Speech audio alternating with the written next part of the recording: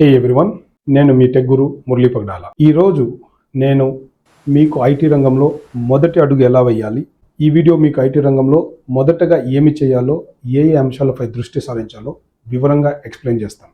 ముందుగా నేను ఇప్పటి వరకు ఒక 20,000 మంది స్టూడెంట్స్ను ఐటీలో ట్రైన్ చేశాను. Almost 15+ years of experience IT ఇండస్ట్రీలో గెయిన్ చేశాను. ఈ నాలెడ్జ్ నుండి చాలామంది స్టూడెంట్స్ నన్ను అడిగిన క్వశ్చన్ ఏమిటంటే, sir right after my graduation అయిన తర్వాత, పోస్ట్ గ్రాడ్యుయేషన్ అయిన తర్వాత ఏ కోర్సెస్ ఐటీలో తీసుకోవాలి అని ఎంతోమంది అడగడం జరిగింది. ఈ వీడియో వాళ్ళందరి కోసం, అలాగే ఈవెన్ గ్రాడ్యుయేషన్, పోస్ట్ గ్రాడ్యుయేషన్ చదువుతున్న స్టూడెంట్స్ కోసం కూడా ఈ వీడియో చాలా వరకు ఉపయోగపడుతుంది. ఎందుకంటే చాలామంది students degree and even BTech, MTech, MCA courses అయిన తర్వాత ఐటీ గురించి ఆలోచిస్తున్నారు, ఐటీలో ఎలా ఎంటర్ అవ్వాలనేది ఆలోచిస్తున్నారు. కానీ ఈ వీడియో చూసిన వెంటనే ఎవరైనా ఈవెన్ చదువుతూ ఉంటే, లేదా చదువు అయిపోయి ఖాళీగా ఉంటే, లేదా నాన్ టెక్నికల్ సైడ్ జాబ్ చేస్తూ ఉంటే వాళ్ళందరికీ ఈ వీడియో డెఫినెట్గా ఉపయోగపడుతుందని ఆశిస్తున్నాను. ఇందులో మొదటిగా ఐటీ అంటే ఏమిటి? ఐటీ అంటే ఇన్ఫర్మేషన్ టెక్నాలజీ. ఇందులో కంప్యూటర్స్ సంబంధించింది, నెట్వర్క్ సంబంధించింది, సాఫ్ట్వేర్ సంబంధించిన విషయాలు అండ్ హార్డ్వేర్ మొదలైన అంశాలు కవర్ చేస్తుంది. ఇందులో మెయిన్ ఐటీ రంగంలో చాలా విభాగాలు ఉంటాయి, డిఫరెంట్ కైండ్ ఆఫ్ కేటగిరీస్ ఉంటాయి. అందులో మెయిన్ కేటగిరీస్ మనం మాట్లాడుకోవాలి. అందులో సాఫ్ట్వేర్ డెవలప్మెంట్ అనేది ఒక కేటగిరీ, తర్వాత సాఫ్ట్వేర్ టెస్టింగ్ అనేది ఇంకొక కేటగిరీ, తర్వాత database administration, next cyber security, cloud computing, తర్వాత data science, data analytics, artificial intelligence, machine learning, deep learning, ఇలా ఎన్నెన్నో ఉంటాయి. కానీ ఇక్కడ మెయిన్ కన్ఫ్యూజన్ ఎక్కడ స్టార్ట్ అవుతుందంటే, ఫ్రెషర్స్కి ఏ రంగంలోకి వెళ్ళాలి, మొదటగా first step towards IT field, అది పెద్ద కన్ఫ్యూజన్. ఇక్కడ ఆ కన్ఫ్యూజన్ తీరడం కోసం నేను చాలా వరకు నా ఎగ్జిస్టింగ్ నాలెడ్జ్ అండ్ ఎక్స్పీరియన్స్తో మొదటగా మీరు చేయాల్సిన పని ఏమిటంటే, మీరు ఏ భాగంలో మీకు ఎక్కువ ఇంట్రెస్ట్ ఉందో అది ఫస్ట్ మిమ్మల్ని మీరు స్టడీ చేయాలి. పక్కన వీళ్ళు మనకు సజెస్ట్ చేసే టెక్నాలజీస్ చాలా ఉంటాయి. కొంతమంది డేటా సైన్స్ చేయమంటారు, కొంతమంది ఆర్టిఫిషియల్ ఇంటెలిజెన్స్ చేయమంటారు, కొంతమంది జావా ఫుల్ స్టాక్ చేయమంటారు. ప్రతి ఒక్కరు ఏదో ఒక సలహా, వాళ్ళకి తోచిన సలహా వాళ్ళకి ఇస్తారు. కానీ ఫస్ట్ మీరు కెరియర్ గైడెన్స్, కెరియర్ కౌన్సిలర్స్ ఉంటారు, మా లాంటి వాళ్ళని సంప్రదించాలి. మీరు టెక్నాలజీ పరంగా మీకు ఆల్రెడీ ఏమైనా టెక్నికల్ నాలెడ్జ్ ఉందా, ప్రోగ్రామింగ్ స్కిల్స్ అనుభవం ఉందా, లేదా మీకు ప్రోగ్రామింగ్ సైడ్ వెళ్ళాలనే అవగాహన ఎక్కువ ఉండి ఆసక్తి ఎక్కువగా ఉంటే, మీరు ఎన్ని అవర్స్ వరకు మనము ప్రాక్టీస్ చేయగలము, అండ్ ఎన్ని అవర్స్ వరకు మనము ప్రాజెక్టులు చేయగలము, ఎన్ని అవర్స్ వరకు మనము ట్రైనింగ్ తీసుకోగలము, ఇవన్నీ కూడా మ్యాటర్స్ అవుతాయి. చాలామంది ఏం చేస్తారంటే, ఈవెన్ వాళ్ళ ఫ్రెండ్స్ ఏదో ఒక కోర్స్ చేస్తున్నారు, ఆ కోర్స్ మనము చేయాలి, మా అన్నయ్య లేకుంటే మా బంధువులు ఏదో ఒకటి సజెస్ట్ చేశారు, ఆ కోర్స్ మళ్ళీ చేయాలి. తర్వాత కొన్ని ముఖ్యమైన విషయాలు మీరు మైండ్లో పెట్టుకోండి. మీకు బేసిక్ కంప్యూటర్ నాలెడ్జ్ చాలా అవసరం. అంటే బేసిక్ కంప్యూటర్స్ అంటే కంప్యూటర్ ప్రోగ్రామింగ్ ఎలా పనిచేస్తుంది, అందులో కంపైలర్స్ ఎలా వర్క్ చేస్తాయి, ఇంటర్ప్రిటర్స్ ఎలా వర్క్ చేస్తాయి, and programming versus scripting languages అంటే ఎలా ఉంటాయి, అసలు ప్రోగ్రామింగ్ ఎందుకు అనే ఇవన్నీ ఫండమెంటల్స్ మీకు ఐడియా ఉండాలి.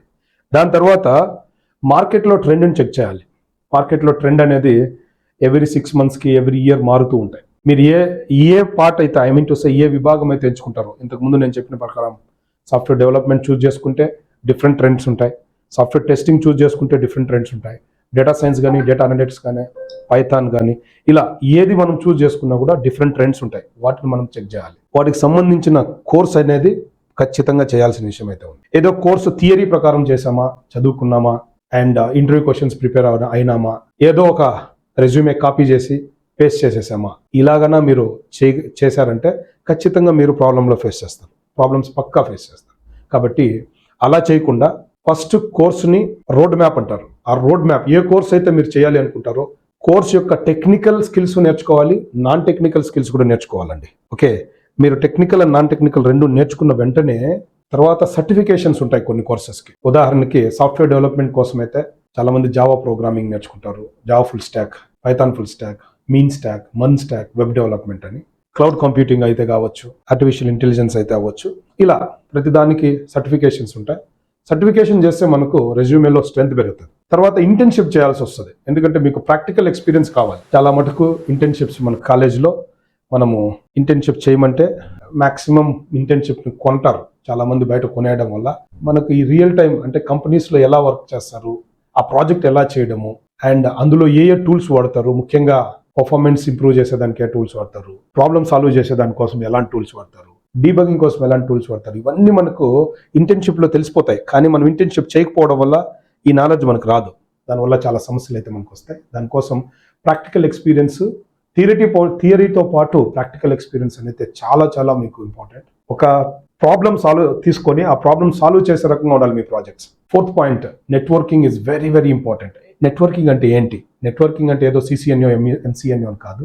ప్రొఫెషనల్ కనెక్షన్లు మీరు ఎక్కువగా క్రియేట్ చేసుకోవాలి. అంటే ఐటీ రంగంలో మీరు కానీ, మీ బంధువులు కానీ, మీ ఫ్రెండ్స్ కానీ ఎక్కడైనా వాళ్ళు వర్క్ చేస్తుంటే వాళ్ళతో కనెక్షన్స్, అంటే లింక్డ్ఇన్ ప్రొఫైల్ క్రియేట్ చేసుకోవడం, అందులో మీరు కనెక్షన్స్ క్రియేట్ చేసి ఎక్కడైనా ఐటీ ఈవెంట్స్ మరియు మీటప్స్ ఎక్కడైనా జరుగుతుంటే వెబినార్స్ కానీ, వర్క్షాప్స్ కానీ ఎక్కడ జరిగినా కూడా అక్కడికి వెళ్ళి పార్టిసిపేట్ చేసి నెట్వర్కింగ్ బిల్డ్ చేసుకోండి. అప్పుడు నెట్వర్కింగ్ ఈజ్ నెట్ వర్త్ అంటారు. నేర్చుకోవాలి ఐటీలో అంటే అవసరమైనది ఫస్ట్ టూల్స్ కావాలండి.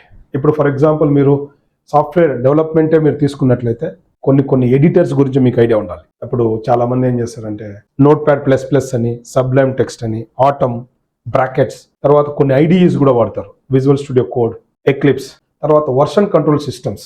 ఎందుకంటే వర్షన్ కంట్రోల్ సిస్టమ్స్ వల్ల కోడ్ కొలాబరేషన్ చేయొచ్చు. అంటే ఒక ప్రాజెక్ట్లో వర్క్ చేసేటప్పుడు ఏ ఒక్కరో ప్రాజెక్ట్ని బిల్డ్ చేయరండి, చాలా మంది ఉంటారు బిల్డ్ చేసేదానికి. గ్రూప్ ఆఫ్ పీపుల్ ఒక ప్రాజెక్ట్ మీద వర్క్ చేసినప్పుడు వాళ్ళ కోడ్ మొత్తాన్ని మాన్యువల్గా మర్జ్ చేస్తే ఇష్యూస్ ఎక్కువ వస్తాయి. మాన్యువల్గా మర్జ్ చేయరు కంపెనీస్లో. దానికోసమే వర్షన్ కంట్రోల్ సిస్టమ్స్ వాడతారు. గిట్ కానీ, గిట్ హబ్ కానీ, బిట్ బకెట్, గిట్ ల్యాబ్, ఇలా ఏదో ఒకటి మీరు నేర్చుకోవాల్సి వస్తుంది. తర్వాత ప్రాజెక్ట్ మేనేజ్మెంట్ టూల్స్ కూడా. ఎందుకంటే ప్రాజెక్ట్ని మేనేజ్ చేయాలి అంటే మాన్యువల్గా మేనేజ్ ఎవరు చేయరండి. కాబట్టి మీరు అందరూ ప్రాజెక్ట్ మేనేజ్మెంట్ టూల్స్, ఏదో ఒక టూల్స్ లైక్ జీరా కానీ, ట్రెలో కానీ, ఏదో ఒకటి నేర్చుకుంటే బాగా ఫ్యూచర్ ఉంటుంది. దాని తర్వాత ఇవన్నీ మీరు డిసైడ్ అయిన తర్వాత, ఎస్ నేను ఈ టెక్నాలజీ నేర్చుకోవాలి, ఈ ఎడిటర్స్ యూస్ చేయాలి, ఈ వర్షన్ కంట్రోల్ సిస్టమ్స్ నేర్చుకోవాలి అని ఒకసారి డిసైడ్ అయిన తర్వాత మీరు డిసైడ్ అవ్వాల్సింది ఎలాంటి ఇన్స్టిట్యూషన్స్ మీరు చూస్ చేసుకోవాలి అనేది కూడా వెరీ వెరీ ఇంపార్టెంట్. అండ్ ఇన్స్టిట్యూషన్స్లో ఏదో ఒక 1 hour 2 hours ట్రైనింగ్ ఇచ్చి ప్రాక్టికల్స్ తక్కువ ఉండి ఈవెన్ కేరింగ్ తక్కువ ఉన్న చోట చాలా ఇబ్బందులు ఫేస్ చేస్తారు. అలా ఉండకూడదు. మీరు చూసుకున్న ఇన్స్టిట్యూట్ కూడా మినిమం టు మినిమం అట్లీస్ట్ ఒక 6 to 8 hours, లేదా ఈవెన్ 8 hours పైన 10 hours 12 hours మీరు అక్కడ ఉండి ఫస్ట్ ఫ్యూ అవర్స్ టెక్నాలజీ నేర్చుకోండి. దాని తర్వాత కొన్ని అవర్స్ ఆ నేర్చుకున్న టెక్నాలజీని ప్రాక్టికల్స్ చేయండి. దాని తర్వాత ఆ నేర్చుకున్న ప్రాక్టికల్స్ని ప్రాజెక్ట్లో బిల్డ్ చేయండి. ఆ నేర్చుకున్న ప్రాజెక్ట్, ఆ బిల్డ్ చేసిన ప్రాజెక్ట్ని సాఫ్ట్వేర్ టెస్టింగ్ వాళ్ళ ద్వారా టెస్ట్ చేయించి మళ్ళా తర్వాత ఏమైనా బగ్స్ ఉంటే మళ్ళీ మీరు రిజాల్వ్ చేసి ఫైనల్గా వర్కబుల్ అంటే క్వాలిటీ ఉన్న ప్రాజెక్ట్ని మీరు డిప్లాయ్ చేసేది కూడా నేర్చుకోగలగాలి. అలాంటి ఇన్స్టిట్యూషన్స్ మీరు వెతకాలండి. వాటిని వెతికితే చాలా తక్కువగా ఉంటాయి, బట్ ఖచ్చితంగా ఉంటాయి. వాటిని కన్నా మీరు వెతికితే డెఫినెట్లీ మీకు ఐటీ రంగంలో ఫస్ట్ స్టెప్ అనేది చాలా చాలా బ్రహ్మాండంగా ఉంటుంది. ఈ పై చెప్పిన అన్ని పాయింట్స్ కూడా మీరు కరెక్ట్గా గుర్తుపెట్టుకోగలిగితే ఐటీ రంగంలో మొదటి అడుగు వేయడానికి మీకు డెఫినెట్లీ ఈ సూచనలన్నీ ఉపయోగపడతాయని మనస్ఫూర్తిగా ఆశిస్తూ, మీకు ఈ వీడియో నచ్చినట్లయితే లైక్ చేయండి, షేర్ చేయండి, మా ఛానల్ని సబ్స్క్రైబ్ చేయండి. ఏదైనా డౌట్స్ ఉన్నా లేదా మీరు ఏవైనా మాతో మాట్లాడాలన్నా మీరు కమెంట్ చేయండి. డెఫినెట్గా మా టీం వచ్చి మీ కమెంట్స్ అన్నింటినీ తీసుకొని దానికి సంబంధించిన వీడియోస్ కూడా మీకు ప్రిపేర్ చేయడం జరుగుతుంది పక్కాగా. నాకు తెలిసి ఈ వీడియో మీకు ఇన్ఫర్మేటివ్ అనిపించినట్లయితే సబ్స్క్రైబ్ చేసుకోండి. Thank you so much. మళ్ళీ కలుద్దాం. ధన్యవాదాలు.